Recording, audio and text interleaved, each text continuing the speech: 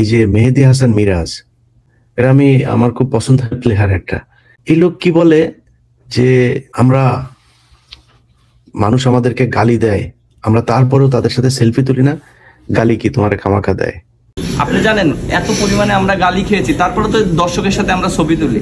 আমরা তো বলতে পারতাম যে না আমরা ছবি তুলবো না ভাই, কারোর সাথেই তুলবো না।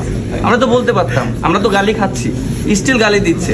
আমরা কিন্তু সেটা কখনোই করি না। দর্শক আসলে ঠিকই জড়াই ধরে ছবি তুলি। তো জিনিসটা কি, আমরা ক্রিকেট প্লেয়ার, ক্রিকেট সোহান ভাই যেটা বললো, আমি মেহেদী হাসান মিরাজ হয়েছি ক্রিকেটের জন্য। আমার কিছুই ছিল না, কিছুই ছিল না, আমি ক্রিকেট দিয়ে সব পেয়েছি।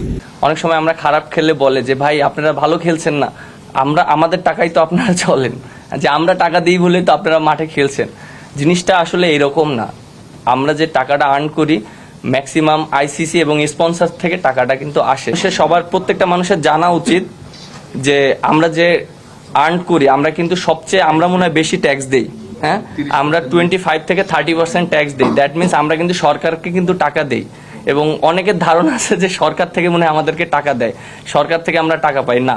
আমরা সম্পূর্ণটা ক্রিকেট খেলে, মাঠে ক্রিকেট খেলে সম্পূর্ণটা আমরা ওইভাবে টাকাটা পাওয়া হয়। এই জিনিসটা হয়তো ক্লিয়ার করা হয় না, আমাদেরকে অনেক ধরনের ভুল বোঝানো হয়। একজন পড়লে আরো পরের 5 জন মনে হয় লাইন ধরছে উইকেট দেওয়ার জন্য, এমনি দেয়। আফগানিস্তানের সাথে তুমি মিয়া হোয়াইট ওয়াশ হও, তোমার এমনি গালি দেয়। তুমি ধারাবাহিকভাবে বাংলাদেশের ক্রিকেট, হ্যাঁ বাংলাদেশের ক্রিকেট, আমি এটা স্বীকার করি যে বাংলাদেশের যে কোনো সেক্টরের চাইতে ক্রিকেট অনেক ভালো করেছে।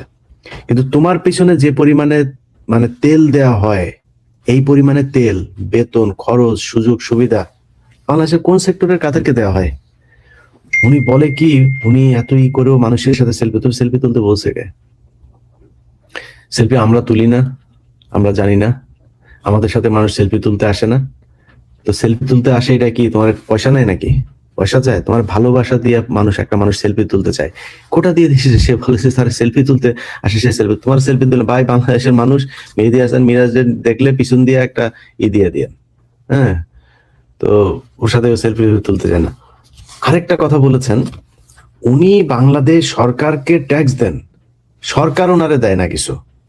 বাংলাদেশের যে আমরা বলেছি না যে বাংলাদেশের মানুষের ট্যাক্সের টাকায় চলেন, ওনার জবাব দিয়েছেন উনি নাকি বাংলাদেশকে উল্টো ট্যাক্স দেন। উনি টাকা পান হলো আইসিসি, এই আইসিসি থেকে টাকা পান, বাংলাদেশ সরকারকে উনি দেয়, আর স্পন্সর থেকে টাকা পান, আর উনি বাংলাদেশ সরকারকে ট্যাক্স দেন। মেহেদী হাসান মিরাজ, তোর বাড়ি তো বরিশালে না? বরিশালের লঞ্চের পন্দে তৈরি চলে আইসো, ইয়েতে সদরঘাটে নামে গেছো, নামে ওখান থেকে খেলা শুরু করছো না? ওখান থেকেই প্লেনে করে তারপর ইন্টারন্যাশনাল ম্যাচ খেলা শুরু করছো। একটা প্লেয়ারকে তৈরি করতে এই দেশের মানুষের হাজার হাজার কোটি টাকার ট্যাক্সের টাকা তারপরে এখানে বিনিয়োগ করতে হয়। এই যে সারা বাংলাদেশে থেকে প্লেয়ার তুলে নিয়ে আসা, সারা বাংলাদেশে জেলায় জেলায় স্টেডিয়াম গুলো করা, বিকেএসপির খরচ, এই যে মিরপুরের তোমার বাপ করছে, এটা ভাই, এটা তোমার বাপ করে দিছে। তুমি লঞ্চের ইয়েতে করে পিছনে করে মাঠ নিয়ে এসে এখানে বসাইছো। তুমি খালি ধাপ করে একটা প্লেয়ার হয়ে গেছো, আর তোমার এই প্লেয়ার বানাইতে এই দেশের সরকার, এই দেশের জনগণের কি পরিমাণে টাকা, এই ক্রীড়া মন্ত্রণালয়ের কি পরিমাণে টাকা খরচ, এটা তোমার মাথায় নেই। তুমি খালি স্পন্সর আর আইসিসি তোমার বাপ লাগে, তোমার টাকা দেয় খামাখাই। আইসিসি এমনি তোমার টাকা দিয়ে দেয়, তোমার এমনি প্লেয়ার বানাই দিলে, এমনি আইসিসি তোমার বরিশাল থেকে ধরে নিয়ে গেছে খেলা করতে। তোমার এই প্লেয়ার বানানোর জন্য এই দেশের সরকারের, এই দেশের মানুষের টাকা পয়সার এই সরকারের বিশাল একটা ইনফ্রাস্ট্রাকচার যে এখানে দাঁড় করানো হয়েছে কয়েক যুগ ধরে, গায়ে লাগে না এটা? তুমি হুট করে এসে হয়ে গেলা তুমি মিরাজ হোসেন, আর তোমার প্লেয়ার হয়ে গেলা, যা স্পন্সরদের কাছ থেকে টাকা নিয়ে আসলা। এত সোজা, নির্লজ্জের মতো সে কালকে এই কথাগুলি বলে। আমি অবাক হয়ে আছি যে এই ছেলে বলে কি, তার সাথে সেলফি তুলে বিশাল বাংলাদেশের মানুষের উদ্ধার করে দিয়েছে। আর একটা সেলফি একটা মানুষের সাথে যার সাথে তুলতে আসে, এটা আমার ভাগ্য, এটা আমার কপাল। আমার কাছে মানুষ আসে সেলফি তুলতে, আল্লাহর কাছে শুকরিয়া করবে, এটা তোর মানুষ সম্মান করে। এটা পৃথিবী দিয়ে এটা কিনা পাওয়া যায় না। তার কাছে করতে আসে, বিশাল আকারে উদ্ধার করে ফেলছে এই দেশের মানুষের। আমার সাথে সেলফি, আমরা তো সেলফি তুলি তাদের সাথে। ওরা দেখলে এরপর থেকে আপনার জুতাটা খুলে জুতা দিয়ে সেলফি তোলাবেন ওর সাথে, জুতা নিয়ে ধরবেন ওর গালের মধ্যে, এরপরে সেলফি তুলবেন, আমার জুতার সাথে সেলফি তোল। সেলফি তুলতে আসে, তাই সমস্যা। মাঠে এরপরে ওরা খেলতে যাবে, পারফরমেন্স খারাপ করলে ওই স্টেডিয়ামের আপনার যখন ওই যে ইয়ের ভিতরে ঢুকে না, ওদের ড্রেসিং রুমে যখন ঢুকতে যায় ব্যাট ট্যাট নিয়ে সবাই সালাম দিবেন, এগুলিরে সবাই মিলে সালাম দিবেন। পারো না সিটতে খেলার সময় এসে এখানে এসে বড় বড় এই যে মিঠুন নামে এক ছেলে, সে সংবাদ সম্মেলন করলো। এরা আমি গত 2 দিনে টেলিভিশনে যতবার দেখেছি ততক্ষণ আমি তারা কোনোদিন বাংলাদেশের কোনো খেলার ক্রিকেট ম্যাচের মধ্যে তারা আমি দেখি নাই। মানে এই এত লম্বা সময় সে কোনদিন ব্যাট করেছে কিনা এটা সন্দেহ আছে আন্তর্জাতিক কোনো ম্যাচে।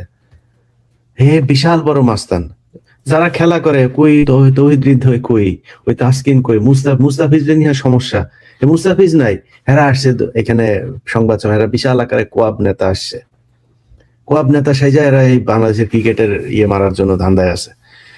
যাই হোক ভাই, নাজমুল ইসলাম ভাই, আশা করি আপনাকে আপনার দায়িত্ব আবার নেক্সট যে বোর্ড মিটিং আছে সম্ভবত 22 তারিখে বা 24 তারিখে, সেখানে আপনাকে আবার সবকিছু বুঝিয়ে দেওয়া হবে এবং বোর্ডের কাছেও আমাদের অনুরোধ থাকবে যেন তার সব দায়িত্ব যেন বুঝিয়ে দেওয়া হয়। কারণ এই মানুষটার বাংলাদেশ ক্রিকেটের উন্নয়নের জন্য দরকার আছে এবং এই হাসিনার 15 বছরে কি কি দুর্নীতি হয়েছে সেই দুর্নীতিগুলোর দায়িত্ব, তদন্তের দায়িত্ব নাজমুল ইসলাম ভাইকে দেওয়া হোক। তিনি যদি দায়িত্বগুলো পান তাহলে আমার মনে হয় তিনি একাই না, এবং বোর্ডের যারা আছেন আপনারা ভাই, এই যে আমিনুল ইসলাম বুলবুল ভাই, সাখাওয়াত ভাই, আসিফ ভাই, আপনারা যারা আছেন ভাই, আপনাদের সবাই মানে নিজের গা বাঁচায় চললে হবে না ভাই, আপনাদেরকেও ওনার পাশে থাকতে হবে, আপনাদেরকেও এই দায়িত্ব নিতে হবে। আপনারা সম্মিলিতভাবে একটা টিম ওয়ার্ক করে তারপরে এই দলটাকে বাঁচাবেন। এবং এই যে চোর যারা, মাটি চোর সহ ডাব চোর, মাইক্রোবাসের ভাড়া চোর, এই চোরেদেরকে চা কফির বিল তোলে নাকি তারা 60 লাখ 70 লাখ টাকা, ভয়ঙ্কর ব্যাপার। এগুলো বাংলাদেশের মানুষ জানতে চায়, এগুলো আমাদের টাকা, এই হিসাব জানার অধিকার বাংলাদেশের মানুষের আছে।